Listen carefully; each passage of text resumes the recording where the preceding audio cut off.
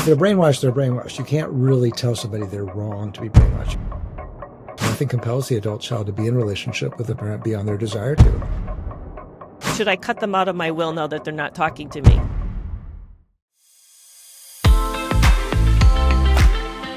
When should you go no contact with a parent? Or what if you're a parent whose child's gone no contact with you? Well, today, Dr. Joshua Coleman joins me to talk about parental estrangement. Well, Dr. Joshua Coleman, I'm so glad you can join me. I found you on TikTok, I believe. I think that's where you're at, either that or Instagram. But I was really fascinated to hear that you are talking about parental estrangement, or maybe other people might know this as when adult children go no contact with a parent. So I was curious, how did you first get interested in this topic?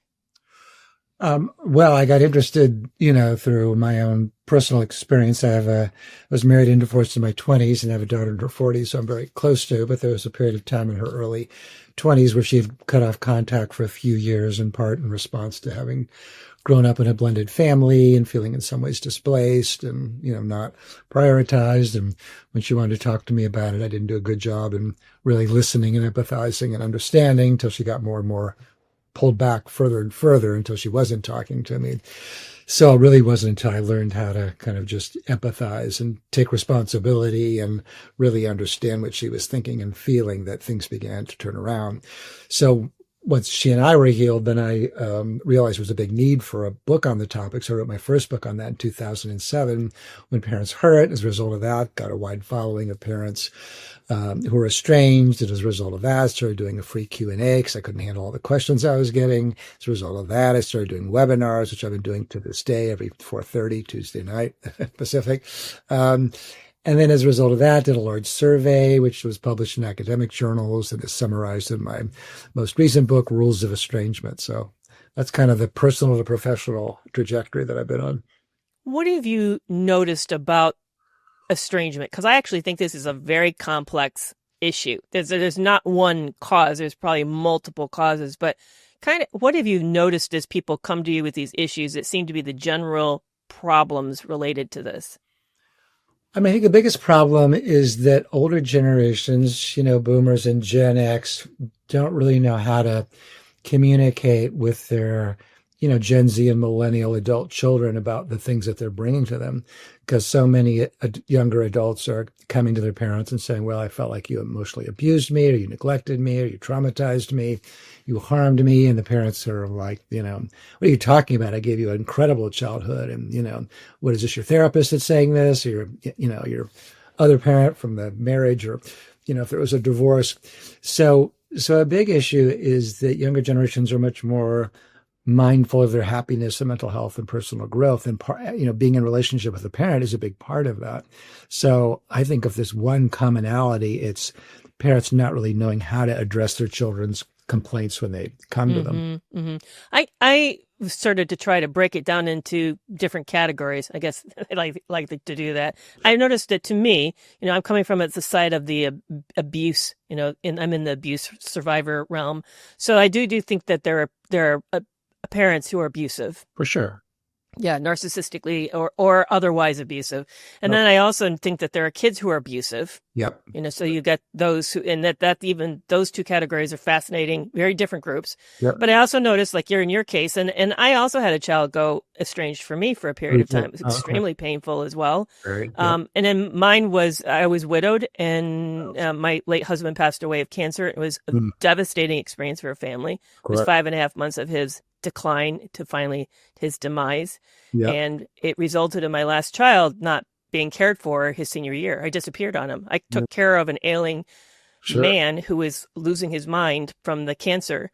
So he was angry. My youngest son was angry. And rightly so, because he lost a mom in a critical year and he's highly anxious. And so all of those kind of things played together. So he was angry. And in your case, I see that a lot too, where there's blended families and it's awkward, doesn't really work well. But then I also noticed there are cases in which there's parental alienation, where one parent's trying to taint the water, contaminate the relationship. Yep. But so that what do you notice? Do you think that those are kind of generally good categories to think of, or is it more complex than even that? Well, no, I think those are definitely categories that can lead to estrangement, parental alienation, mental illness in the adult child, mental illness in the parent, abuse on the parent's part, certainly, but also abuse on the adult child's part. But other common pathways are when the adult child gets married, if they marry somebody who's more Yes. troubled and says to Yes. choose them or me, you can't have both.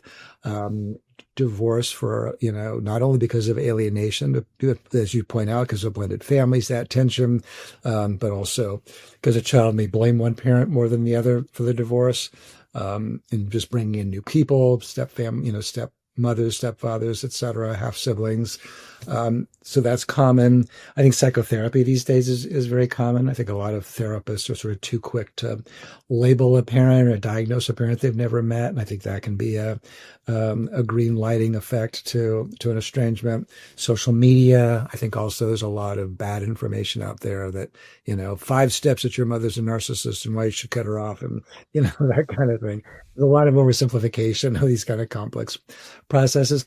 And I also think a certain percentage of estrangements happen because the adult child just doesn't feel separate enough from the parent. And it's sometimes not because the parent was so problematic. It's just that in some ways the kid may have gotten too much from the parent and doesn't know any other way to feel separate or independent than to kind of not have the parent in their lives. So I see those as the kind of the most common pathways. Although I'd add into that gender identity, sexuality, political differences are also a common pathway these days, particularly in the era of Trump. So there's a lot of pathways there. So, So yeah, let's unpack generally what goes wrong when this starts to go wrong, because it seems to me like there's usually some, as psychologists, we tend to think of breaches in relationships and then a failure to repair. right. So what happens that leads to these failures of repair? I know, again, it's probably multiple reasons, but if we could sort of see what's the general things that on either side that tends to go wrong.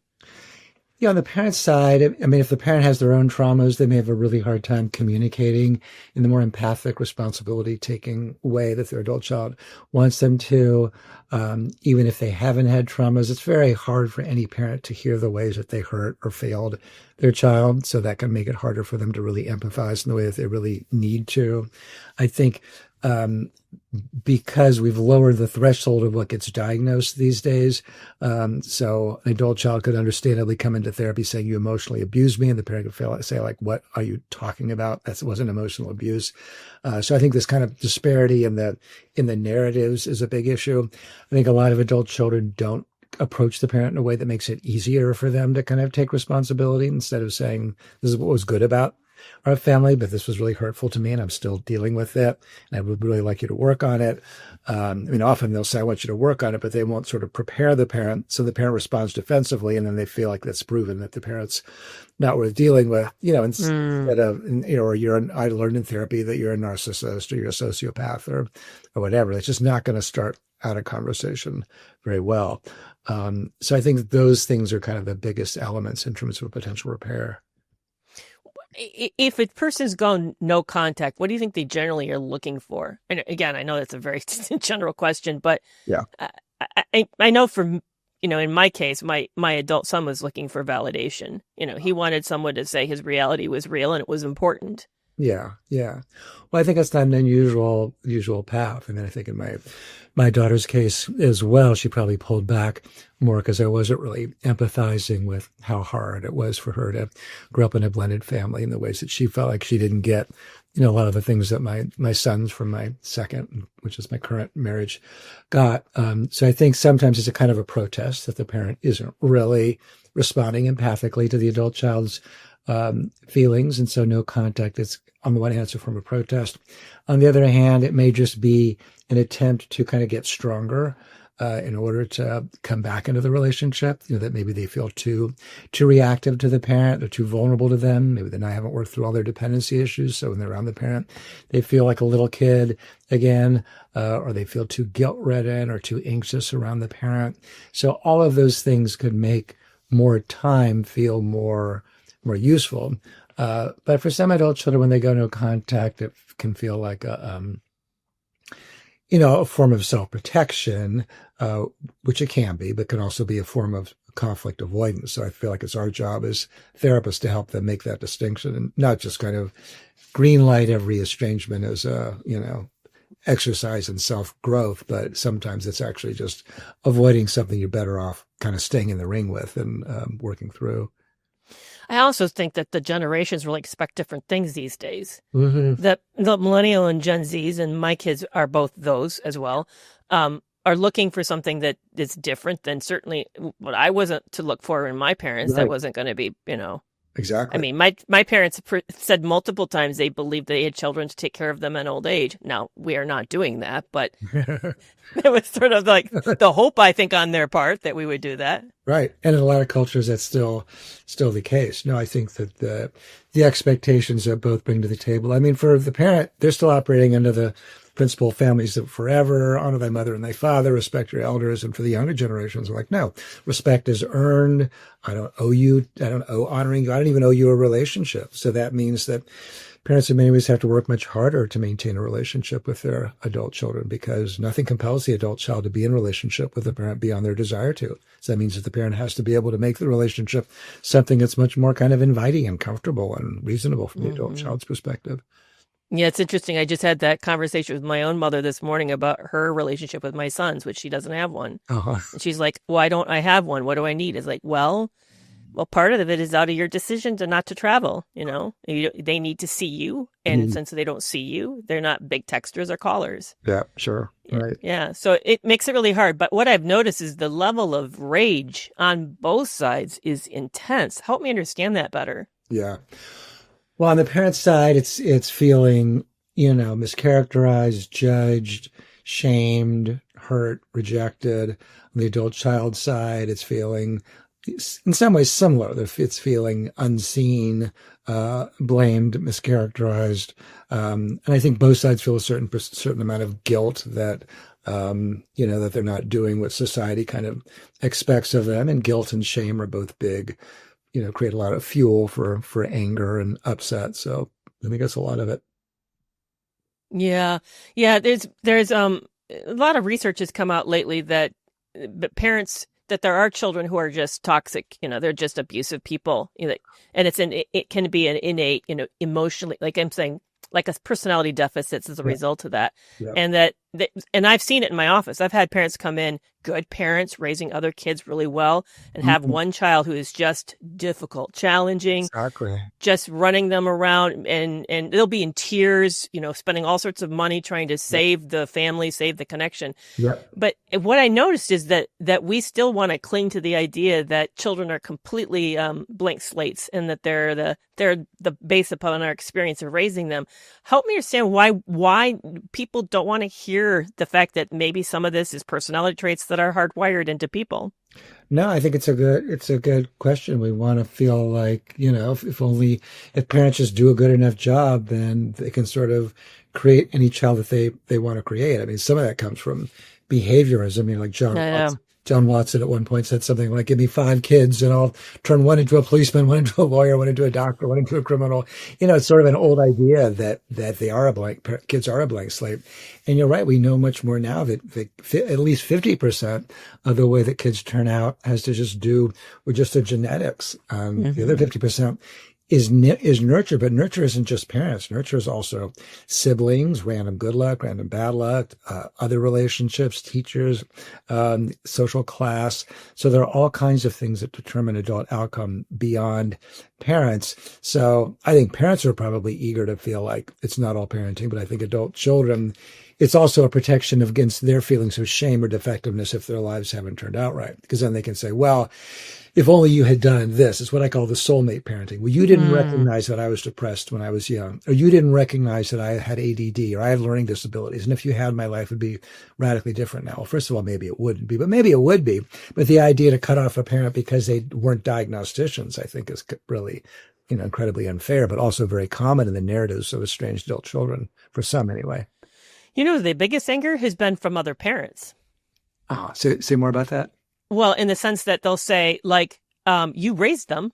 I don't believe that this is personality characteristics that are hardwired. You raise them; they're the way that they are because you did this. And I'm like, no, actually, the research is there's pretty strong research in a pretty long period of time to say that it actually is.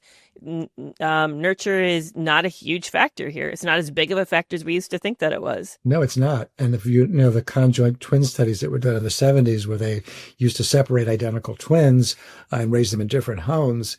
And one of the things that they found was that identical twins raised in different homes in adulthood were far more alike than siblings raised in the same home. So it just shows the limits of parenting in terms of the way people turn out. So much of it is genetic. And then, but also it can be like cohort, like, Jean Twenge's studies that show that Gen Z, for example, those born between 1995 and 2012 are having enormous problems with depression, anxiety, suicidal ideation, suicide attempts. And it's not because parents have suddenly become crappy parents. It's because of the influence of social media and cell phones, and a phone-based childhood, that they're just constantly exposed to the kind of corrosive effects of social media, which are constantly making them feel like they're not good enough, they're not popular enough, they're not pretty enough, they're not handsome enough, they're not smart enough, because they're this huge pool of people that they're comparing themselves to. And that's why so many are depressed and anxious and suicidal. It's not because parents have suddenly gotten terrible. It's because of this other social effect that's happening to that generation. So they end up, essentially, they're in a fishbowl. They end up feeling that they're super observed in a way that maybe in previous generations never have been before. Exactly. And then when I was in high school, I think back, I wanted to be popular. I wanted to go to the cool parties, and I found out there was a party that I wasn't invited to. I'd be very upset. But now, if I had a cell phone, there are all kinds of things I'd be not invited to, or my friends would be getting much more likes on their Facebook posts or Instagram posts. Right. And have so many more.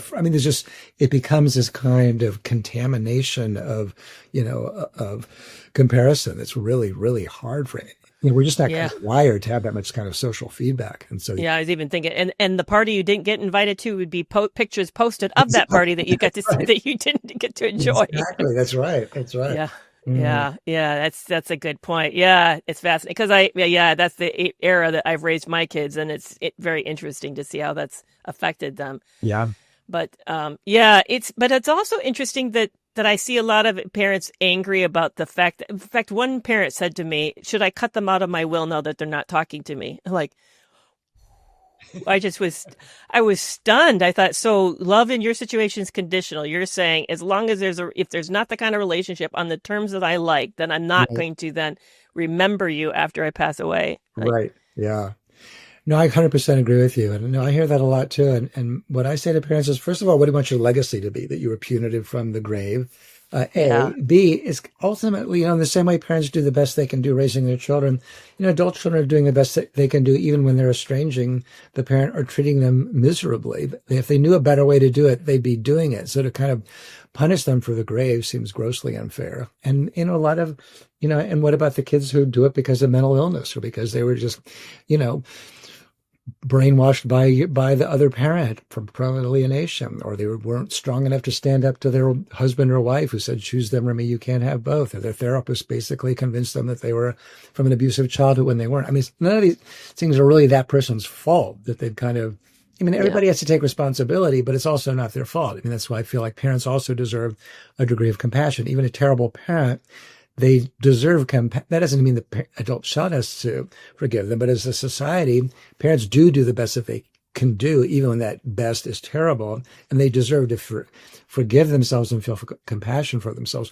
But they also have to take responsibility. They also have to repair it. They also have to say, that was a serious failure on my part. That's one of my big character flaws. You didn't deserve that. You deserved better from me.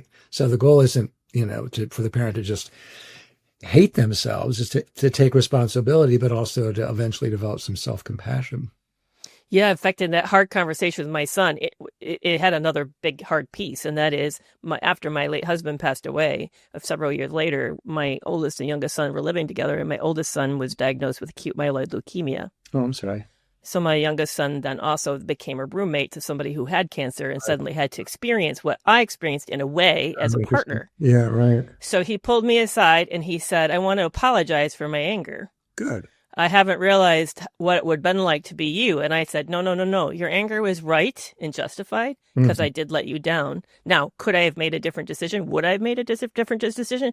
No, I couldn't have. I was faced in a no-win situation. But I want you to know that your anger was justified. And I'm sorry. I'm really sorry that happened. And it's nice, not nice, but it is helpful to know that you now know what it was like for me to go through this. I wish you didn't know. Right. But I also want you to know that your feelings were valid. It was a very sad situation where a lot of us lost. Yeah. So, it's hard to kind of hold that tension where you see all sides, and it's very, very difficult to do that.